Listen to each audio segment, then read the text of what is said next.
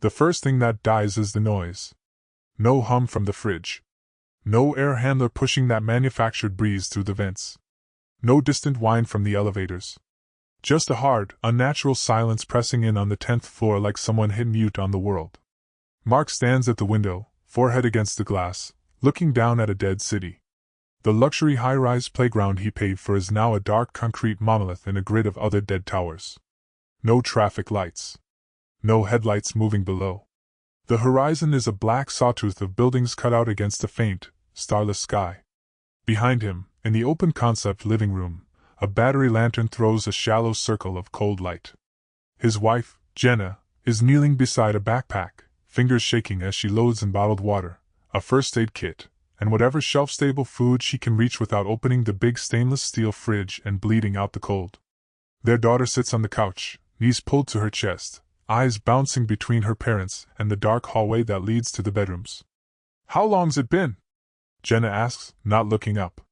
Mark checks his watch out of habit, even though the time doesn't matter. Hours since the power went. Hours since the cell towers stopped talking. The building's emergency generator coughed on for 20 minutes, lit the hallway exit signs, then died like everything else. "Long enough," he says. "This isn't a rolling outage." He scans the skyline one more time. No glow from downtown. No aircraft. One or two random flashlight beams on other balconies, like fireflies trapped in glass cages. No sirens. No helicopters. No backup. He walks back to the table where he's laid out his handgun, 3 magazines, a multi-tool, and a cheap Bauphone radio that's spitting nothing but static. "Water pressure's already dropping," Jenna murmurs. "Shower's just coughing air." "Expected," Mark answers. "Gravity feed from the roof tanks buys us a little time." "That's it." He doesn't tell her the real math. "Up here, 10 floors above the street, you are afterthought territory. When the pumps die, everything above a few stories becomes an island with no resupply, no redundancy, no exit that doesn't involve knees and lungs and stairs." An apartment door slams somewhere down the hallway. Voices spike, muted by drywall and decorator paint. Someone's arguing. Someone else is crying. That sound travels differently now. It's raw, unbuffered, bouncing through a vertical honeycomb packed with strangers who all just realized their smart home lifestyle came with no off-ramp. Jenna zips the pack. "We should go down. See what the building's doing. Get info." Mark just stares at the glossy front door and the peephole that looks out on a narrow, carpeted corridor. No sight lines, no cover, one way in, one way out. "Info is a bottleneck right now," he says. "Think about it. 2 stairwells for 30 floors. Elevators are dead. Everyone wants the same thing at the same time." She swallows. "You're saying stay put?" "I'm saying we don't commit to a staircase we haven't scouted when we don't know what's at the bottom."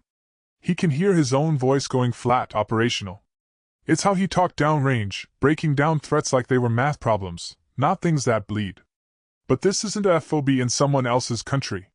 This is a luxury residence, with a concierge desk and a wine-tasting room on the 2nd floor.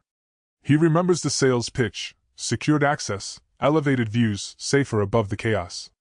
Height equals safety. That's the lie.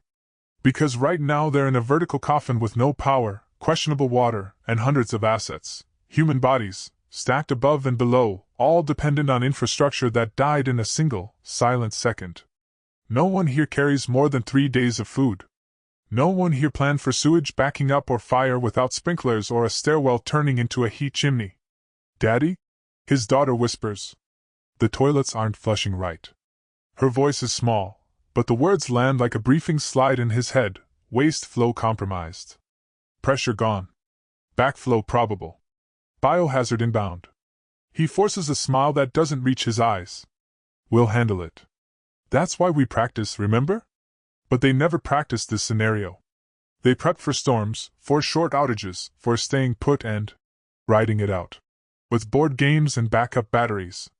They never gamed out a total systems failure where up becomes your enemy. He moves to the hallway, opens the apartment door an inch. The emergency lights are dead. The corridor is a dark tunnel, only broken by a faint glow spilling from someone else's cracked door 20 yards down. No airflow. Stale, trapped air that already smells too human. He closes the door, sets the deadbolt with a soft click. Okay, he says quietly. We're going to treat this like what it is, grid down, urban, vertical. High-rise isn't a home anymore. It's a kill box. From this point on, we move like it. Jenna watches him, fear-edged with something else, trust, but also the beginning of anger at the building, at the sales brochures, at herself. What do we do first? She asks. Mark looks at the packs, the gun, the useless elevator panel glowing like a dead eye in the hallway. He hears another thump far below, a door banging off concrete, sound rising up the stairwell shaft like a warning.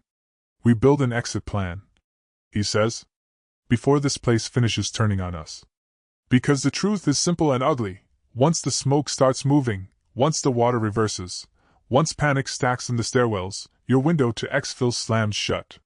You're not in a luxury tower. You're in a vertical trap. And if you're watching this, you need to know exactly how and why it fails, before it's your kid asking why the toilets don't work and your only way out is already compromised. The sergeant's voice cuts through the darkness like a range command. Lock this in. A high-rise is not a home.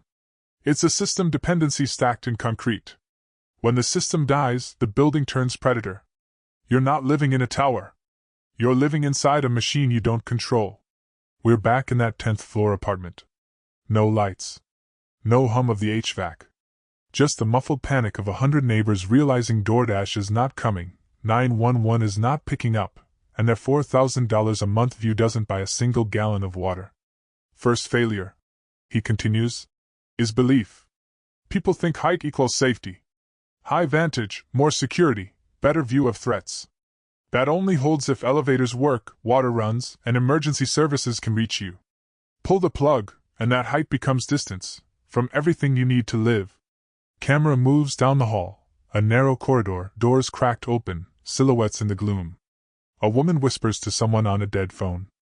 A guy in gym shorts shakes his router like it owes him answers. No one's looking at the stairwells. No one's listening for the quiet threats. Look at that hallway, the sergeant says. Single axis of movement. All those assets? Bottlenecked. One fire, one shooter, one gas leak, and they've got nowhere to go but into each other. That's not a community.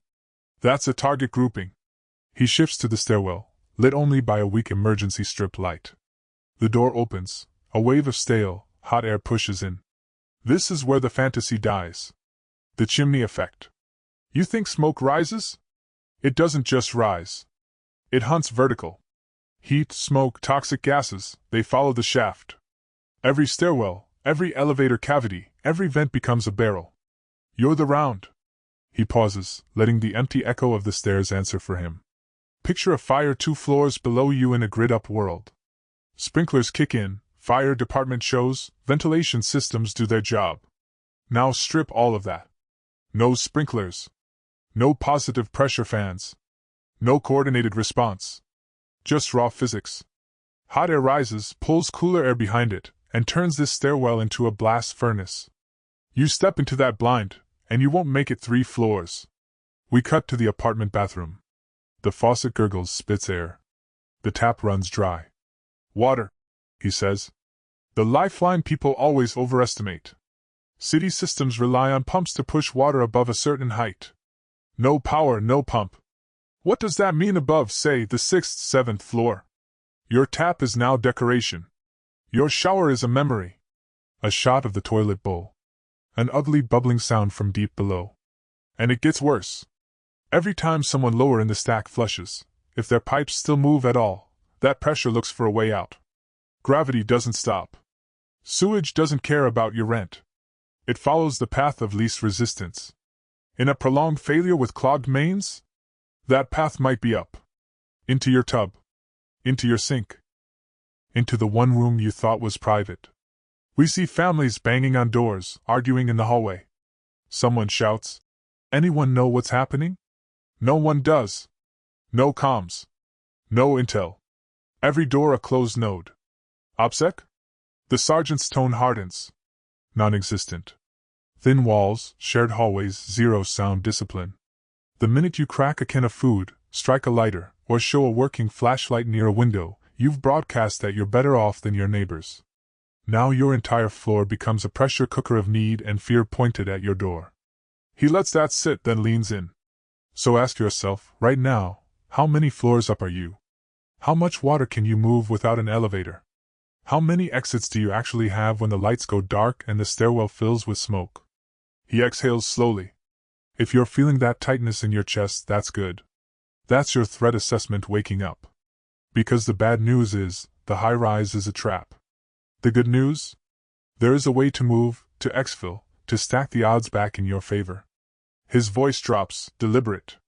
Next, we're going to break down exactly how you harden your position long enough to move, how you map and rehearse a vertical escape, and how you get your unit out of the luxury coffin before it seals. Stay locked in.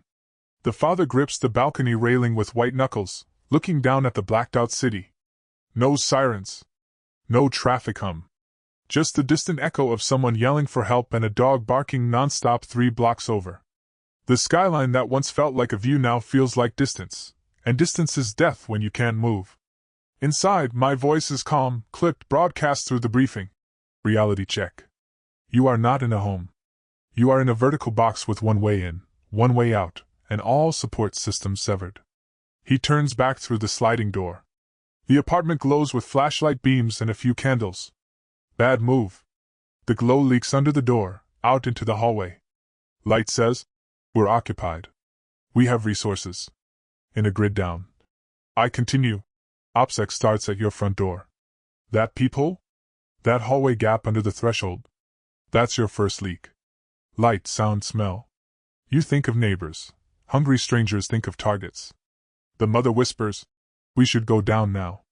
Before it gets worse." She's holding their daughter, maybe 8 years old, who's breathing fast, eyes wide, listening to every word. He shakes his head. Stairs are a choke point. If they're blocked. Correct. I cut in. Stairwells are natural kill funnels. But staying put on the 10th floor, with failing water, rising heat, and climbing sewage is not a plan. It is a delay. And delay is a decision. The camera tracks him as he cracks the apartment door an inch. The hallway is a tunnel of darkness. No emergency lights. Just the muffled arguing of a couple 2 doors down. Farther away, metal clanks, someone forcing a lock or kicking a door. You hear that? I say. The building is shifting from community to competition. Elevators dead. Fire alarms may be offline or stuck. Security? Gone. Any help you think is coming is at street level. You're 10 floors from reality. He closes the door again, locks the deadbolt like that means something. What if we just wait? He mutters. Power might come back. This, I say, is the core logic error that kills high-rise residents. Hope as a strategy. Height as a shield. You assume systems will reboot. You assume trucks will resupply. But your building is already transitioning into a closed system. No inflow, no outflow. Whatever is in here, water, food, people, that's it. The bathroom faucet sputters in the background. A weak cough of water, then air. He flinches. That's not good. Water pressure above the 3rd or 4th floor is fantasy without powered pumps. I explain. Every minute you delay, gravity steals your reserves. Showers are done. Toilets are one flush away from failure. And when the main line backs up, that porcelain throne becomes a vent for disease. He looks toward the bathroom, imagination filling in images I don't need to show. So what, Sergeant? Move now? In the dark? With a kid? I let the silence hang for a beat, the weight of it filling the room. Question for you watching this. I say, shifting to the viewer. Right now, today, if your power cut out and your building went dead, could you move your unit from the 10th floor to the street in under 20 minutes, under control, with your critical assets on you? Or would you freeze like this family, stuck between fear of going and fear of staying? The little girl tugs at her dad's sleeve. Daddy, is our house going to break? He swallows hard. No, baby. We're okay. But he doesn't believe it. And I don't let him. Your luxury box isn't breaking, I say quietly. It's transforming. From comfort habitat to containment unit. From high-value real estate to high-value target. You don't own this place anymore. It owns you. He looks back at the door, then at the pile of gear they half-packed, backpacks open, water bottles, scattered food bars, a first aid kit still in plastic. Enough theory, I say. Now we move from panic to protocol. You stay, you die slow. You move stupid, you die fast. Block by block, we're going to build you an urban exfil sequence for a dead high-rise. Starting with what you should have done before the lights ever went out. He pauses in the darkened stairwell, one hand on the rail, listening. You hear it too now, that distant, metallic echo of movement below. Not a lot of people. Just enough to be a problem. Write this down in your head, he says quietly. Final phase, exfil under pressure. The family is bunched up on the landing 2 floors down. Mom's eyes are wide, kids starting to shake, Dad's trying hard to look like he's not terrified. The sergeant scans them once, then looks past the camera, like he's looking straight at you. This is where theory gets bloody, he says. All your gear, all your checklists, if you fail this decision point, you die in a choke point like everybody else. He moves, fluid and deliberate, restacking the family without asking. Dad, your point but not lead. You stay 2 steps behind me. You're carrying your son, not your pride. Mom, you're third with the pack. You don't talk, you don't negotiate, you don't look at anybody. You move when I move. Got it? They nod, but he's not really talking to them anymore. In your world, he continues, voice low but razor sharp. Your unit has already rehearsed this. You know your order of movement. You know who carries who. You know which hand holds the rail and which hand's free. You know the code word for we abort and climb back up. If you don't have that right now, you're not living in a home.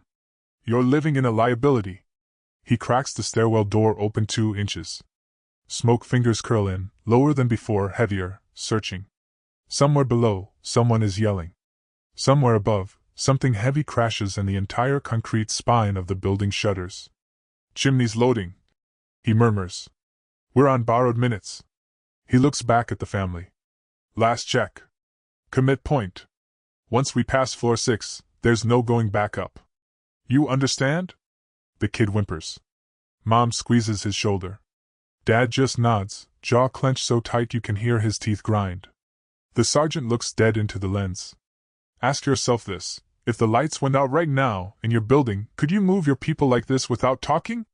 Or would you be arguing in the doorway while the smoke makes the decision for you? He doesn't wait for an answer. Door opens wider. He steps out into the dim, emergency red glow of the stairwell, checking angles, boots testing each step before his weight commits. The family follows, single file, tight stack, hands grazing the rail, eyes forward.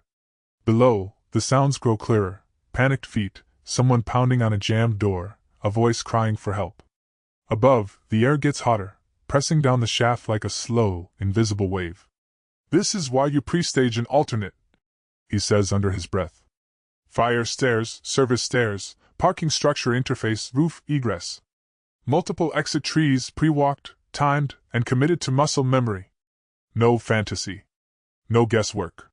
He pauses at the next landing, listening again. The building groans, an animal in pain. In the cramped red light, his face looks carved out of stone. Because in a real grid down, he adds, almost a whisper, this isn't a movie. It's math. Distance, time, heat, oxygen, morale. You get any of that wrong in a high-rise, you don't get a second chance. He nods once, more to himself than anyone else, then starts down again. Stay with me, he says quietly. Now we're going to walk through how you turn your own vertical coffin into an exfil plan that actually works, before you ever touch that stairwell door. The sergeant's voice drops, not softer, just closer, like he's moved from the front of a briefing room to the chair right across from you. You live high, you die fast, if you think like a civilian. A beat. The imagined elevator shaft hum is gone. Just wind. Concrete settling. Your own pulse in your ears. Scroll back through what we just did. Chimney effect. Water failure. Waste backflow. Zero resupply perimeter. Every one of those is a predictable failure. None of this is random. None of it is bad luck. It's math. Physics. Human behavior under stress. That's what kills people in high-rises when the grid goes dark. You can almost see him tap a knuckle on the table, each tap a hard point. Your advantage isn't gear. It isn't the brand of your flashlight, or the price tag on your luxury view. Your advantage is that you now see the building for what it is, a vertical kill box with limited exits, no redundancy, and thousands of panicked variables packed into a steel and glass coffin. He lets that image hang for a moment, smoke curling in hallways, red exit signs glowing over doors that lead straight into heat and chaos. Now here's the question that separates survivors from casualties. Do you still sleep on the 10th floor without an exfil plan? Or do you start moving like this place is a temporary position, not a forever home? His tone sharpens, like he's calling roll. Do you know, right now, which stairwell is your primary, which is your alternate?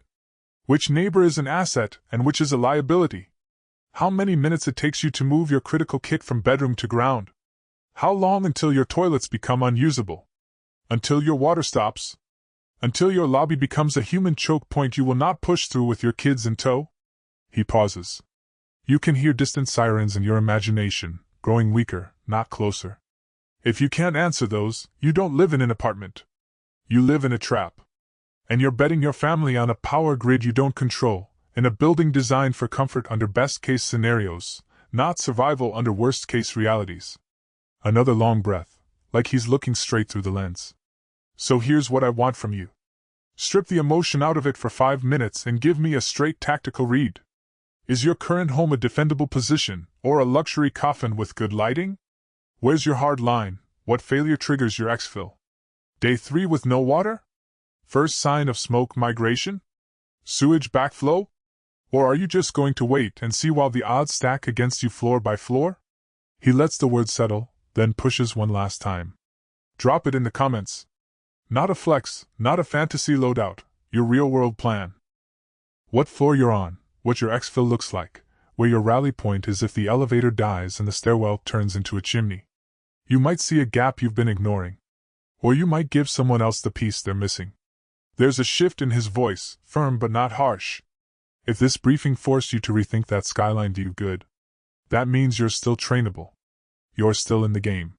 Hit subscribe, stay on this channel, and stay in this network. Because the high rise is just one failure mode. Next, we're going after the rest of the urban myths that will get you killed when the grid drops. He leans back, the mental image of smoke, sirens, and dark glass towers collapsing into a single, hard truth. Upgrade your logic now, while the lights are still on. Because when they go out, your margin for error goes with them.